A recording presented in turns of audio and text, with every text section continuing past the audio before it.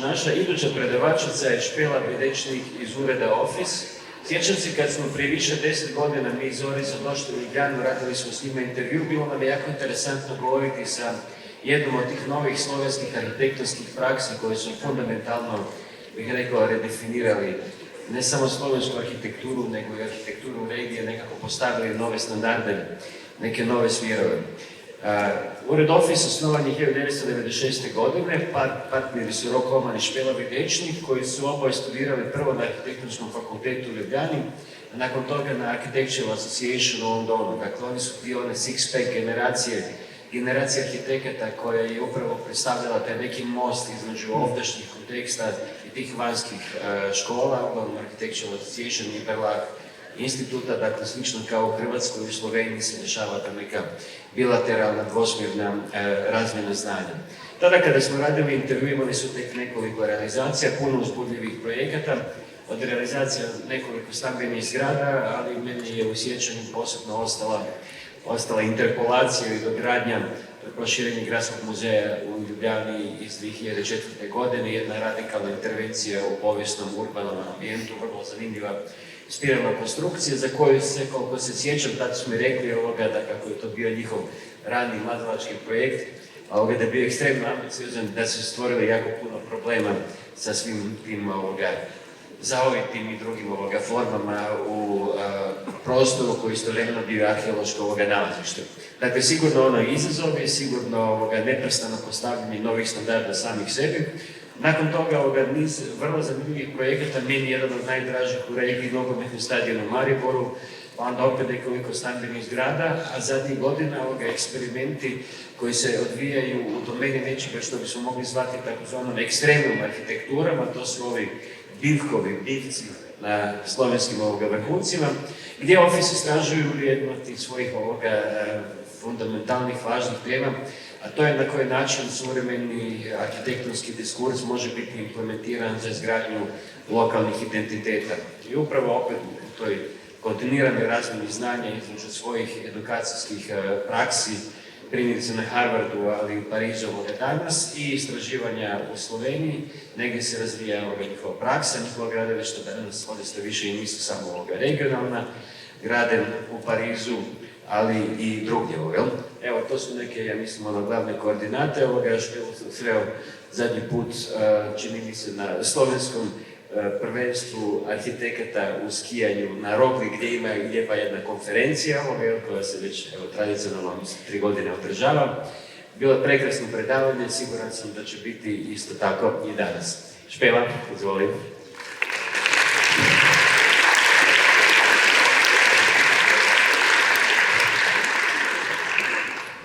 Hvala na pozivu. Ja se izvinjavam najprije jer ću switch to English. Kako je Vedran prije naspomenuo, mi smo se učili nešto što se zvalo srpsko-hrvatski ili hrvatsko-srpski i moje generacije uvijek imamo probleme kad dođemo na vaše lijepo more, šta da kupimo kruh, lijep, koje riječi da biramo. I ima naravno neke riječi koje nismo učili, tako da I will go to this so-called international language. I'm sorry about that. And also, thank you very much for this invitation. It's the second time for us to be here in Zagreb at Oris. My colleague Ruk was here 8 years ago, and he always said to me, it's amazing how actually big the audience is at Oris, how actually Zagreb and Croatia is attracted by architecture, and also I'm amazed in this beautiful sunny day that actually so many people on this sunny Sunday are here to listen about architecture, and it's great. Really, I would applaud to Oris and the whole team, Andrea, of course, and everyone else, to actually make such a big influence of the whole region, not just Croatia, but also Slovenia and the region around. And also to actually bring this architecture everywhere. I always see Oris on the library at GSD at Harvard on the first shelves. And I'm very proud to say that this is actually where I'm also coming from in some way. So thank you for that, and thank you for us being here again. Vedran also before mentioned many things, so I kind of made my introduction a little bit shorter because he explained a lot about our context, how we grew up, what actually made us what we are, and what we think and what we believe and what we try to achieve in our architecture. So I just left for the introduction the few slides that maybe also color the way we think we are and what we try to achieve with our work. One is that always we are very proud about where we are coming from, and that actually our country, Slovenia, as well as Croatia, is so small that you can reach each part, each end of the country in 1 hour, which is amazing to hear for someone coming from far away. And that on the other hand, we are surrounded by all these very nice cultures, Italy, Austria, Balkan, Croatia, Hungary, and so on, that made our food, our culture, the way we are, the character, and of course also the architecture. And secondly, that in such a small space, the diversity of the terrain, people, culture, architecture, food is so different. So we have the mountains, we have the sea, we have flat regions, and this is what we also try to point out in our architecture. So in a way, identity of the place where we are coming from. So Ljubljana, and of course Videčnik, who is for us, not just for us, for many of us, the most important architect for Slovenia, and so important that we even had him on a banknote, and that in this I would say global international language that was discovered and followed at that time in functionalism, he actually followed his own path. He thought and found a way how to be different and how also to think and take inspiration from very simple local traditions, materials that were either found on site or traditionally, and achieved such a beautiful ambience as he did. So from this National Library and the context of what we are, I will just move to our first project we did in Ljubljana. It's an extension of the museum of the city. It was our first competition we ever won, and I would say also one of the most difficult projects we were dealing with, because it was the first, and secondly because it had to deal with so many different layers of history. There was no cellar in this building before, and what we had to do is open and see what is going on below and make a space that would allow to put inside all these different heights, the different layers, open them up and actually be able to be so flexible as a geometry, as a structural principle, that you don't touch anything that is found in situ. So we of course collaborated with structural engineer as well as all the historians and archaeologists, and created this extension that in a way it was a piece of architecture but also maybe a kind of landscape project. If I go on in the context of similar buildings or approaches, it's a small chapel that also is a kind of project we like. It's a small chapel on the in Krasna, Slovenia. It was to build a chapel, a farewell thing, so people who come can actually go around the grave for the last time. But also it works as a kind of wall, retaining wall for all the hill, all the forest that is behind, and creates all the service places in the pockets behind these walls. So in a way it's just a simple curve, hides garbage, hides toilets, hides storages, and also holds all these big loads of earth behind, and creates a space for the last time. So this is the view from the top. And the interior, so simple use of materials.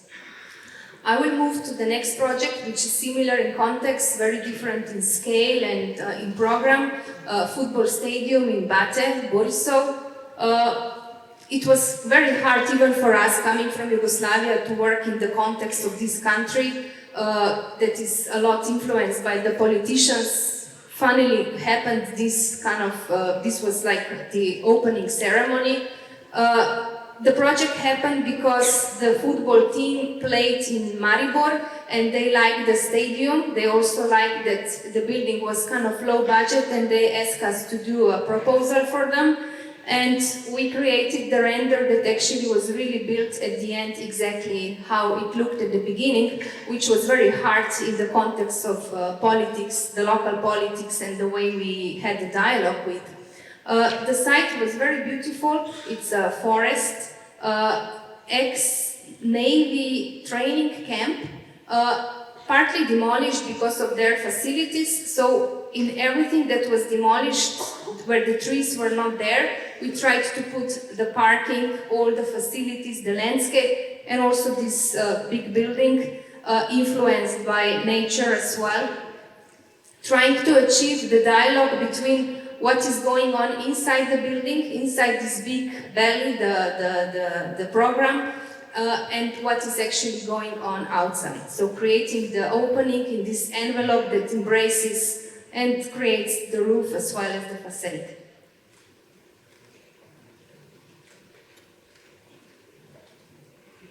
This is the inside. I will move, I hope it will work, yes, to the small video, so I will maybe explain a little bit more.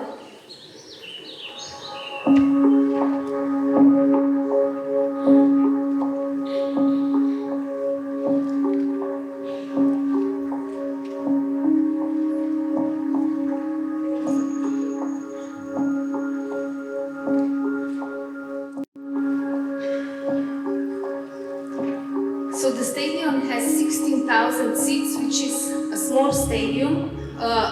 Hard in some way because even very small stadiums, according to FIFA, UEFA regulation today, has to have all the spaces, necessary spaces that are required.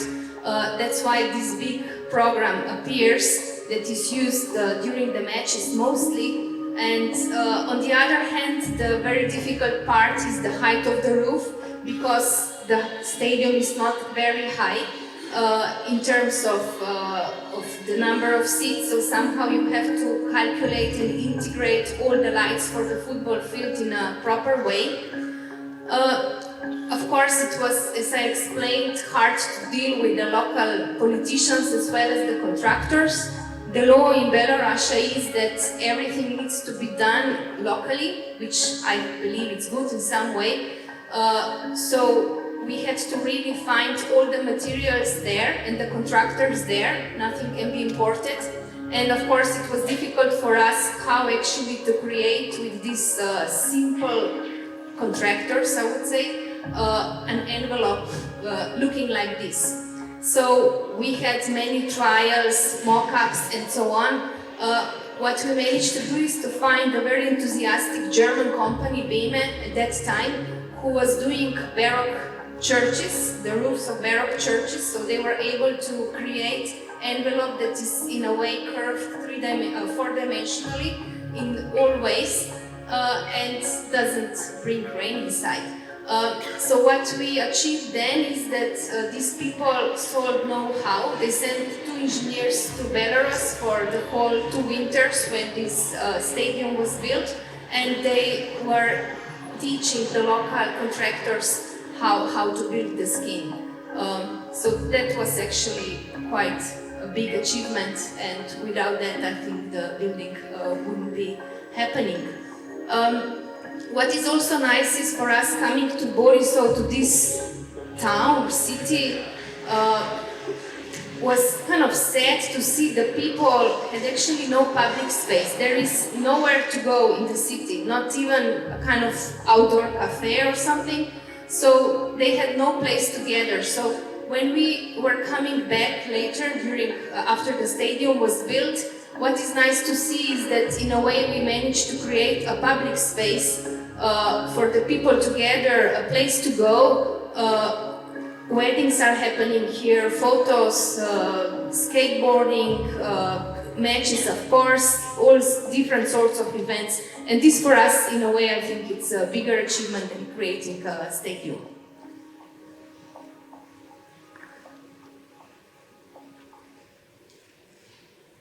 So these are few night shots where actually you can see the dialogue between the outside and the inside.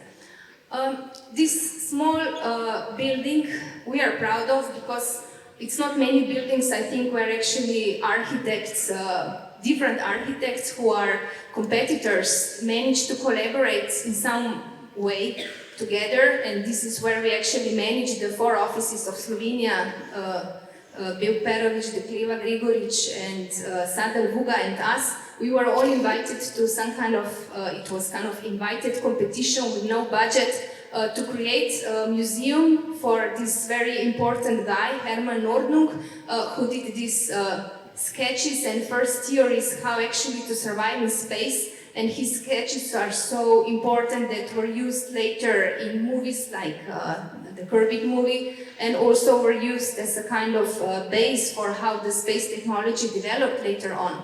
So there were these enthusiasts from the village and the local XILT association who actually said, okay, let's try to make plans, let's apply for the money at the European community, and let's see, maybe we'll achieve it or not. And then we all looked, and everyone, of course, said, well, I mean, you know, it's nice to do a museum like that, and no budget for any project documentation until receiving construction permit. And we said, so why don't we just do it all together? We share work, we will try to create. If it goes on, it goes. If it fails, whatever. It was a nice combination, nice collaboration.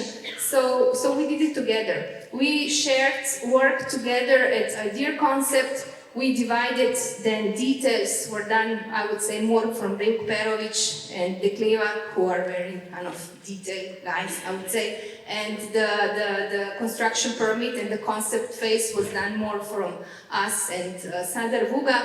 And this building appeared structurally a nice achievement because there are basically almost no columns that are supporting this big weight of concrete. A wheel, so the inside there is exhibition, and it's all standing basically on this wall, and very thin columns that are hidden behind these frames. So the space inside with the exhibition going up, creating some kind of gravity effect because it's not straight, and the spaces, the communal spaces that are created in the heart of the building. And the offices on top where someone can come and study the material. The view on top and the dialogue with mountains and the building. But as I mentioned, what I think the best for all of us for working on this was actually this collaboration, sharing ideas, also having more strength in talking to national heritage people who normally would not allow a building like that to happen in a small village with pitched roof. So I hope maybe we will repeat this at some point. I will move fast now to different kinds of building. We did many housing a while ago because a lot of multiple housing was being built in Slovenia just after we came back from the AA. So that was our first, and then we really investigated basically how to do with the space, what to do with the space that was between the facade and between outside. Since this was the only place where we could explore and create something different, normally all these buildings, like I guess also in Croatia, are very much prefixed because of urban planning, so normally they are kind of cubes, like I showed before, we call them Napolitanka. And really at some point, after doing, I don't know, I think we did maybe 1,500, 2,000 apartments almost, we really said, we don't know what to do anymore with these balconies. It's the only way we can explore something.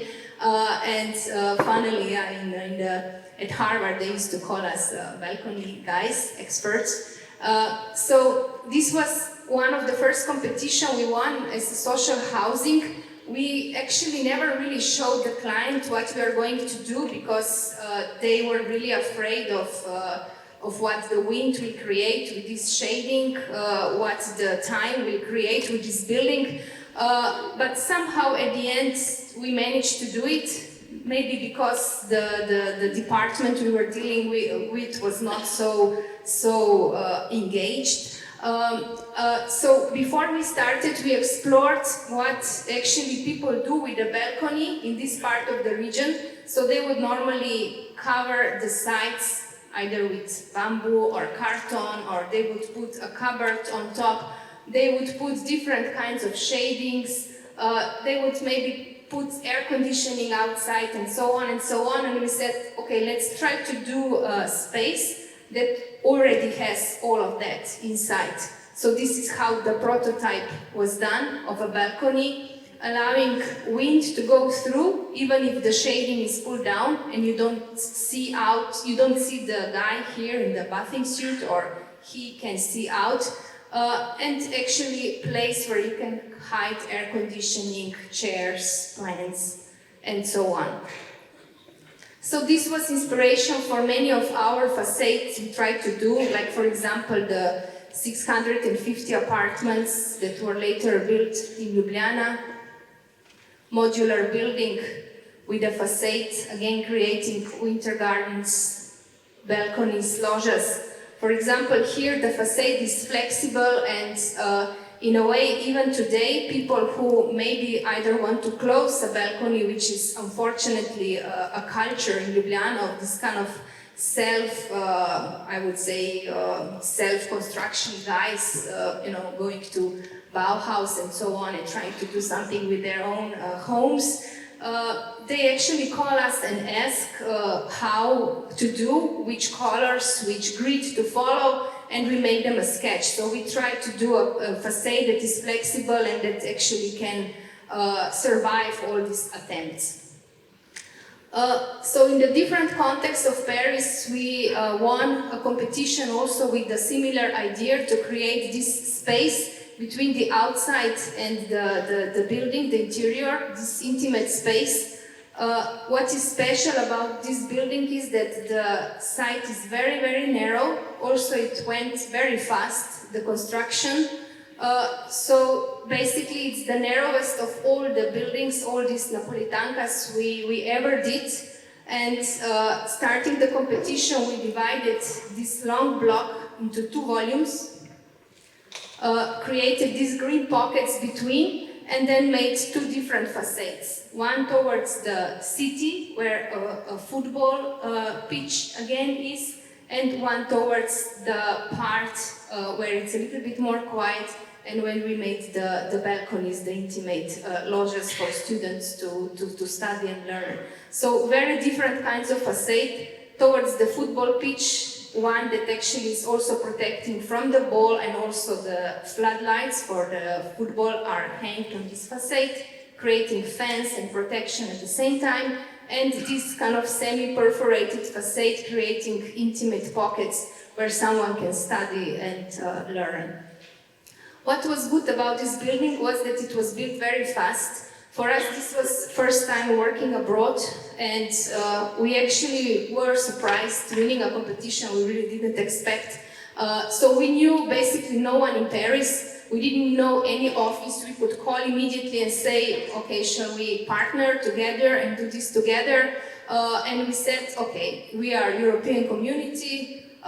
Let's try. We can get a stamp, a signature. Let's just try and do it. And if we fail at some step, we can still call somebody to back us up and partnership with someone. So we hired our ex-employee from the office who used to work with us as a student, French talking Slovenian, born in Paris, and he actually led all the construction sites. So I would say we are quite proud that in a way we achieved to get a construction permit. Just looking at how the project for construction permits in France has to be done, we kind of repeated the formula and we got construction permits, and we also led the construction to the very end. So this is how it was done, very quick, because the whole neighborhood was built in one go. They were at the same time finishing the tram lines here, finishing the train garage, which is behind our building, and the football field, which is on top. So we really have to negotiate how to when something stops, where to build the crane, when to move the crane in order to other construction. Which was good, because French are slow, imprecise. What we learned at the end, they make a big drama of everything. They always take weekends, holidays, everything. So in a way, that was really a good part. Otherwise, I think it would be going on for a very long time. So what is different in France in comparison to work in Slovenia and I think also in Croatia is that as an architect you really have a big influence because you are responsible for the building from the beginning to the end. There is actually no supervision or engineering on the site. You as architects are responsible that the dialogue between the contractor and the client is positive. You sign all the invoices. You actually are responsible for the schedule. So basically, if the contractor gets late, you have to write to the client and explain why this is going on. So this is all good in some way because at the end of the day, contractor cannot do just whatever and someone else signs and decides instead of you changes materials and details, like all the things that are the most painful for an architect during the construction period. On the other hand, of course, it's a very big responsibility. You are responsible for the building even 10 years after it was opened. So if anything is leaking, anything is wrong, you get a letter first and you have to deal with a lawyer and find who actually is guilty. So in some way, of course, the honorar in France is much, much higher than anywhere in our part of the world.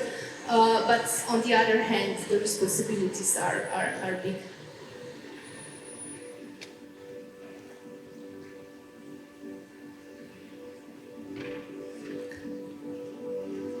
So this building has 185 apartments that are the same. Also, they are all actually made for handicapped people. In France, the law that is protecting handicapped is very, very strong. They are all the same except of the colors we chose and the balcony that every time is different. So basically, this is where we made some kind of diversity. They have the sharing spaces between. And it's a building that received a green card, green certificate. In Paris, they made this law that I think is very good, that if the building consumes more energy than they allow, you have to pay much higher tax to the city. So basically all clients, especially public clients like ours, they are very, very aware. We had to do 20 centimeters of isolation in Paris that actually is not very cold, triple glazing, we have photovoltaics on the roof, we have special taps for water that are saving water, we have recuperation and all these elements inside, and we were all together with our sustainable engineer very nervous during this last inspection for getting green certificate if we will achieve it or not, because it would really be a big failure for us and a client. So I think that's actually really good, and I hope many other cities, especially in the States as well, would have a law like that.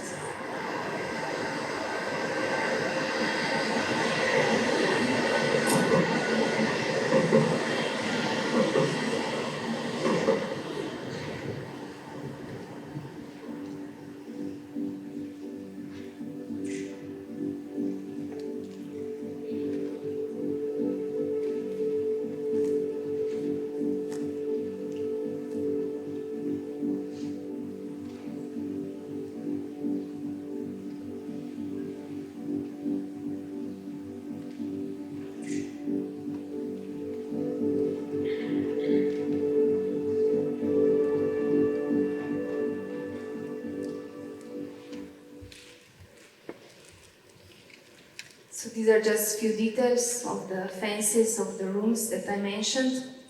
Now I move to the second part of the lecture, which is about our, I would say, maybe vernacular kind of research. Many people today, including my son or Kim Kardashian, today say, you know, be yourself. don't forget who you are. And also this is actually what we believe and try. So basically traveling a lot around, discovering the world, very global, very, very different from where we are coming from. We more and more kind of appreciate all the local knowledge, all the richness that we have in such a small context where we grow up, that actually we have 2 million people, having our own poems, literature, architecture, all the richness that we have, and it's kind of sad for us to see the relation of the people in this part of the region to actually what made us what we are, and we try to discover and see how we can keep that and how actually that can help us to be different in this architectural world, the global. So maybe this is an attempt how to actually show the local people that you can use the barn without changing it much. You can give it a new life. You don't need to destroy it like many people do. And it's a simple barn that we kept from outside exactly as it was and put just a new wooden shell inside. So keeping all the structure, reinforcing it for the earthquake, so it's kind of resistible, and just put this envelope of isolation and wooden cladding that creates these niches, furniture, everything made of the same material.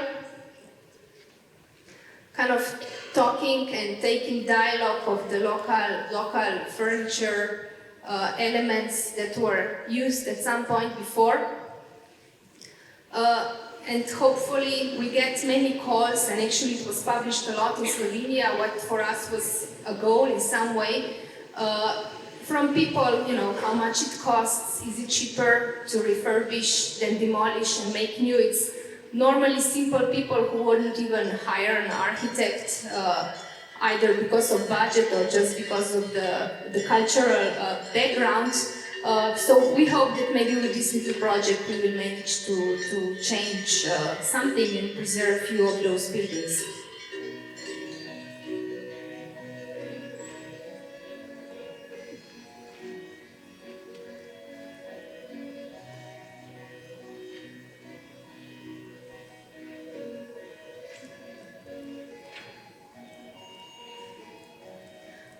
In the interior we use just spruce, smreka, which is in Slovenia the cheapest material. We used it as boards on the floor, for the furniture, for the ceiling and the cladding and everything. Is actually very soft, sensitive wood, and we also try to see in time how it behaves, how it gets older, how it damages because of its softness.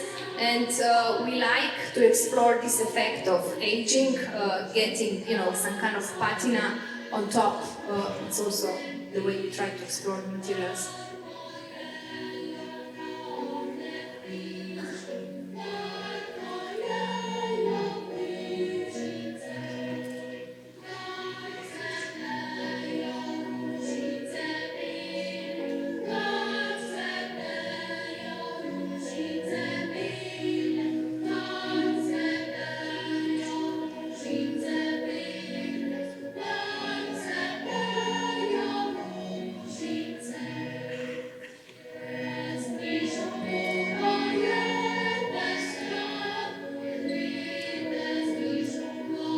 I will move on, so I'm not too slow.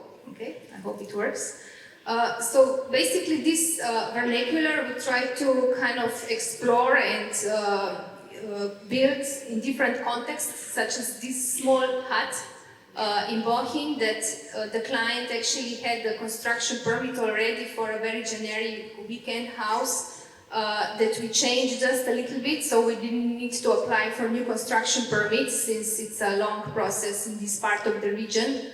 As well as if we try to put the elements and explore them in a kind of social housing, multiple housing, like this one in Cercle, where we try to deal with local kozolec, high-rack style, and interpret it in this facade.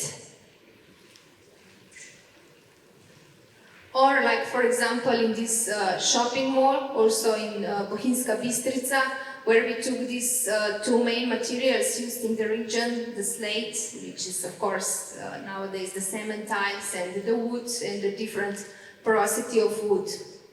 And we also of course try to teach that our students at Harvard, that mainly come from a very different context like us, they are mainly of course Americans, Asians, basically coming from everywhere.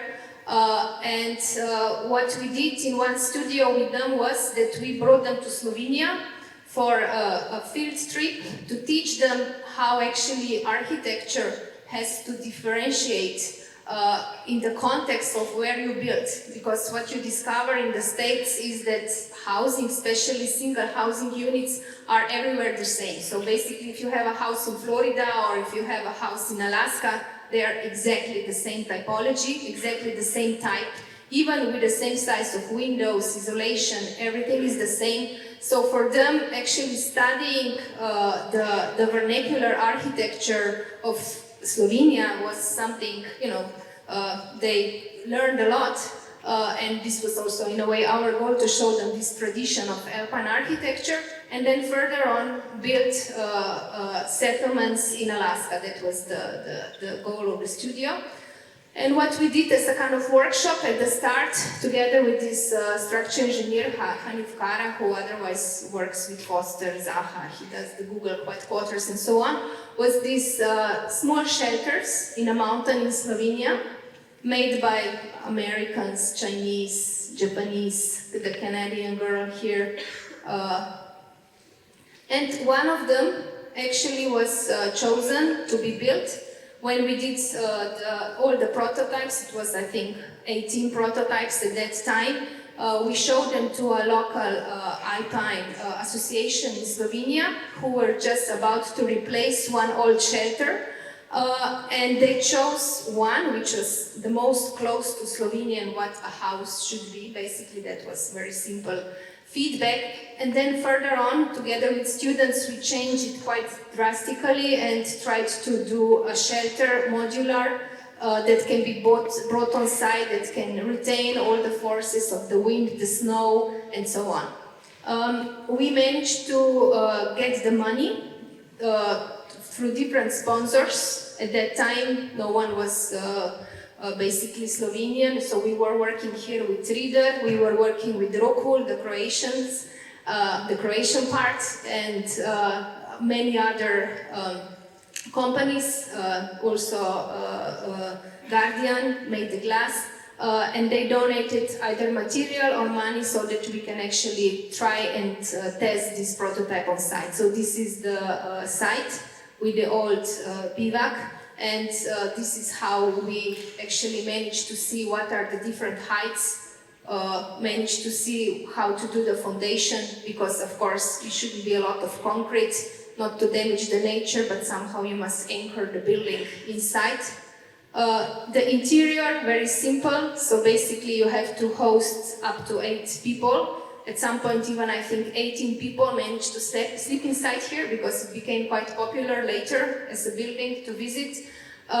So creating a social space, space to sleep, and another space to sleep at the back. And we managed to actually work with Slovenian army, who used this shelter as a kind of training for them as well, and to see actually how these kinds of loads behave in different attitudes, in different kinds of weather, and how actually you can fix them. And I must say that this was quite a successful day when we placed this shelter on top. It all went, I think, in 3 hours.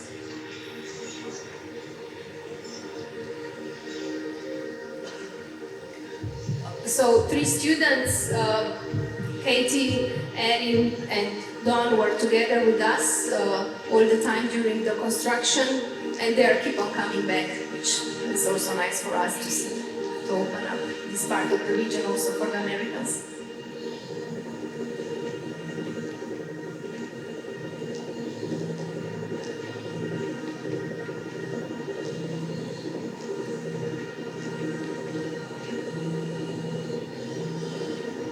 So why we enjoy this research so much, not just students but also us in the office, we keep on doing these kind of small projects that I will explain also later on, is because we can actually, without really talking to a client, without really trying to explain why exactly we want to do something, do a research and test it and build it one-to-one in a very extreme climate, in a very extreme context, and see through time how it behaves. We have a book here that is following, and we try to read and gather all the information, how people feel, what are the different temperatures, what are the problems of the building, and hopefully that will be something that we can give to people later on who will build in a similar context.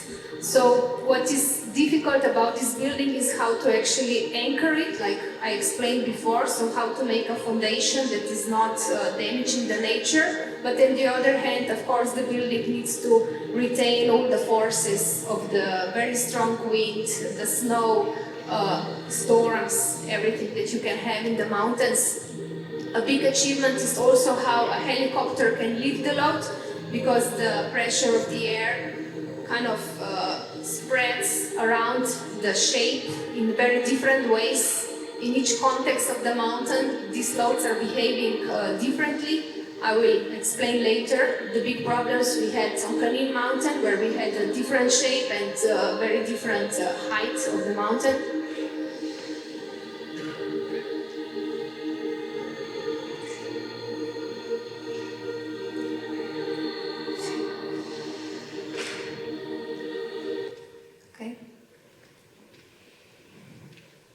I will jump now.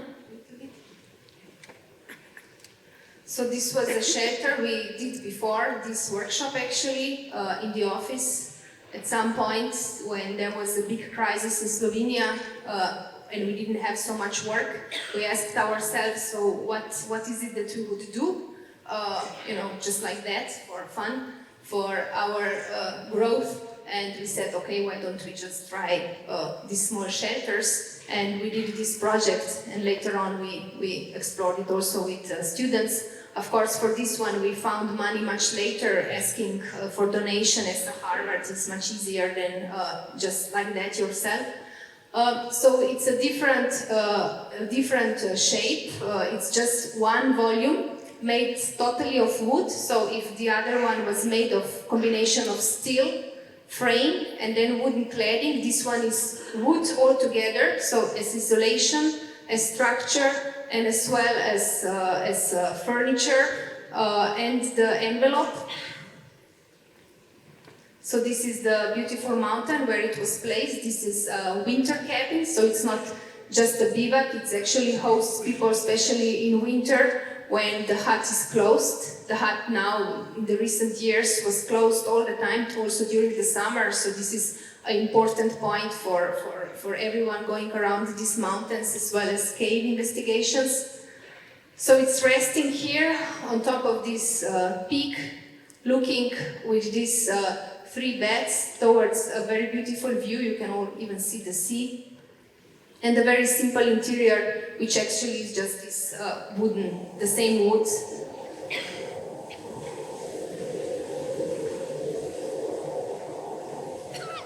During the construction here, we faced many problems with the helicopter. It was actually put on top as a 3rd attempt.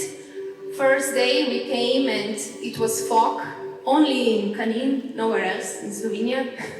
So we were all there waiting for this thing to come up, and the pilot couldn't go down because the army doesn't land if they don't see the ground. And there was just a cloud not moving away the whole day.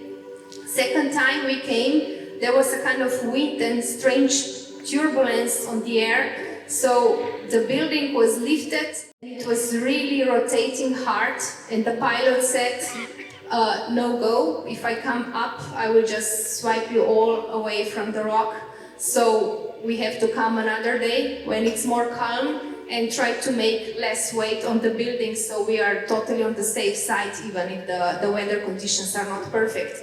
So we cut holes in the frame together with the decisions of the structural engineer, where we actually can allow to do that, because the whole building is working as a kind of wooden cantilever hanging from this rock, and finally we managed to place it on top.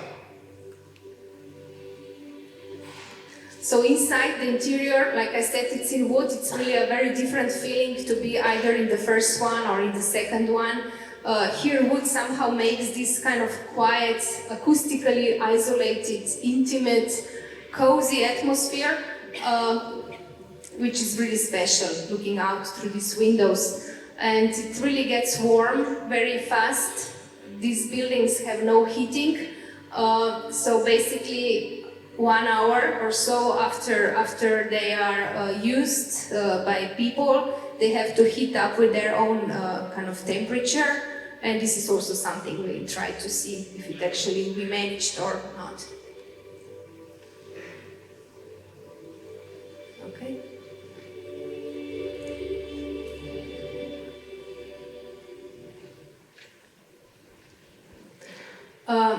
This is another kind of unit, a little bit different. It's a research of wood, how to make small units that you can agglomerate, either horizontally, vertically, and make it also a different types of usage inside. So the size actually is a size that you can put just on a normal car, like if you want to take your boat without any special regulations on the road. That it's done that you can stack it either vertically, as you can see here, or horizontally. Again, it was a research of wood and how to use wood as a structure. So we did this prototype for Milano Fair of Furniture this year. And also we placed it later as a kind of a little bit different facade on the Ljubljana castle, where it served through summer as a summer library, like a tower with books.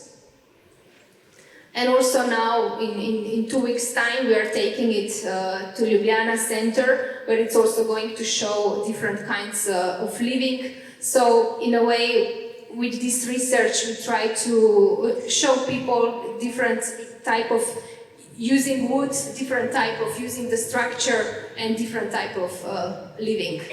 We talked to the city. I don't know if it will work or not, but we would really like to maybe make a cheaper version of this for the immigrant use. We will see. But it's a kind of research for us, working with all these experts, like I mentioned, structural engineer. Mainly we work with the AKT from London, different companies like the glass company, The Guardian, who always calculates glass that is also structural and that is transparent, Rockwool, with whom we try to achieve minimum thickness of the isolation and kind of comfortable interior and environment. Kind of research for all of us involved.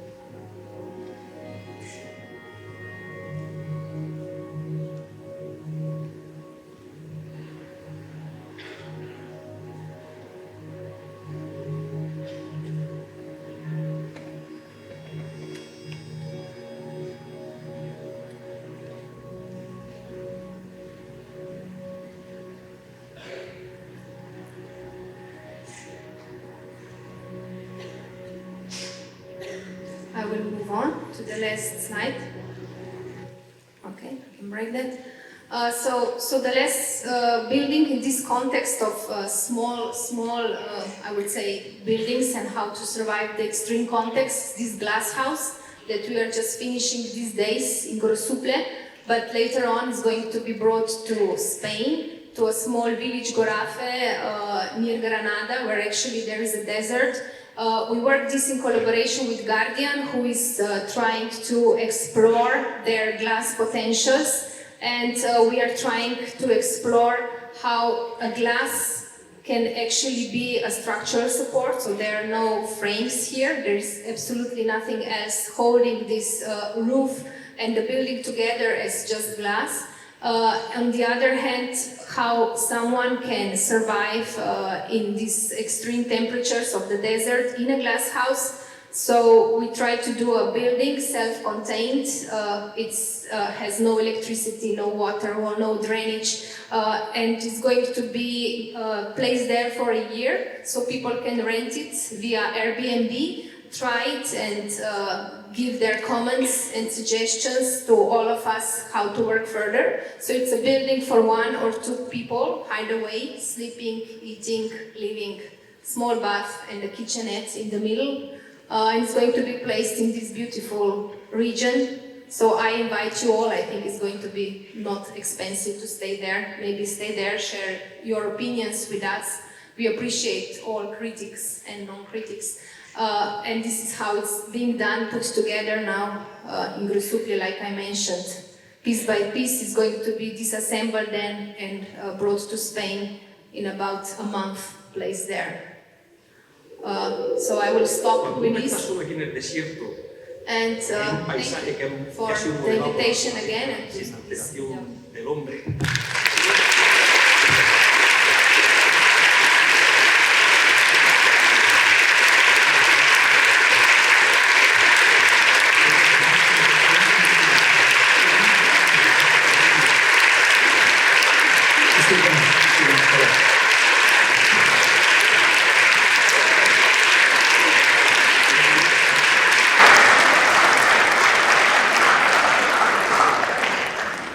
Vrlo je zanimljivo, u stvari kako radite u ovom velikom, odnosno većem mjerilu gdje se puno ovih stambenih jedinica multiplicira i ovom malom mjerilu, ekstremno malom, u potpuno ovako ekstremnim uvjetima. Što vam je interesantnije arhitektonski, što je veći izazov i uopće da li se to može usporediti, na kojim razinama se baš sve od toga. Mislim, zaista mi vjerujemo da nema neke specijalizacije u arhitekturi, da urbanizam, arhitektura, interior ili da radiš neku malje opremu, mislim, furniture, it's all the same for us. Za nas je zaista izazov da radimo u svim različitim mjerilima i da možda radimo u što različitim programima što možemo. Tako da uvijek kad tražimo neki competition ili neki novi projekat, tražimo nešto što još nismo radili da je nama interesantnije raditi. Tako da zaista ne vjerujemo u neku specijalizaciju. Špela, ja bih ti čestitao tebi i cijelom vašem uredu tome što radite to fantastično istraživanje, dakle nešto što nije građenje po narudžbi, nego odista one-to-one scale provjeravanje koncepata u stvarnom svijetu, stvarnom mjerilu i time proizvodite stvarno jedno arhitektonski relevantno znanje koje može biti globalno interesantno. Stvarno, to mi je palo sad upravo na pamet gledajući vaše predavanje, bavite se tim drvom, na neki način ekstremnim stanovanjem, a ja imam tu fantastičnu tradiciju prefabrikacije tih istih drvenih kuća u Sloveniji, Marles, u Hrvatskoj, u Bosni i Hercegovini, neke druge kompanije koje još uvijek u stvari imaju produkciju drvenih prefabriciranih kuća velikih serija. Jeste ikad razmišljali o tome da je to vaše znanje možda upravo primjenjivo u toj industriji ili da bi moglo biti široko? Ne, naravno, mi uvijek, prvo tražimo da uvijek uzimamo naše znanje iz tradicije, jer baš drvo je nešto što su Slovenci i Hrvati uvijek znali kako se radi. I na drugoj strani kako to sad aplicirati, možda napraviti nešto drugčije, nešto novije što još nema. Šta je možda slaba strana, u Sloveniji imamo zaista puno drveta, ali po drugoj strani sve ove žage, kako se kaže žage, kupili su Austrici, tako da mi zaista sećemo drvo, onda ga ide u Hrvatsko i onda kupimo natrag već izbavljene, mislim, zaista nema ove nekog dobička, kako se kaže, financijskoj, tako da to nam je zaista šteta i nadamo se da skoz ovaj naš research mi zaista probamo da uklopimo, radimo sa RIK-om, radimo sa malim tvrtkama, malim mizarim koji još imaju vreme i energiju da napravi neki research i možda da dobijemo nešto novo što nema još negdje, tako da to nam je i gol. Uspio sam dobiti mikrofon, Mara. Još jedno pitanje, da li se neki zaključci iz ovih malih arhitektura u ekstremnim uvjetima mogu iskoristiti u regularnu stambenu arhitekturu? Ne, sigurno. Baš to nam je i gol u nekom smislu, kako sam kazala, na primjeru od kako smo radili sa ovim studentima na Harvardu, nadamo se da smo napravili neku malu revoluciju u njihovom mindu, da zaista kuće u Ameriki ne trebaju da bude svugdje iste i da isto oni istraživaju ovaj kontekst ekstremnih razmjera, tako da vidimo, to nam je gol isto. Tu onda opet čestitke sa moje strane, jer otišli ste u Harvard ne da bi istraživali Kinu, nego da bi Harvard istraživao slovenske teme. Da, baš to. Bravo, Špela. Da.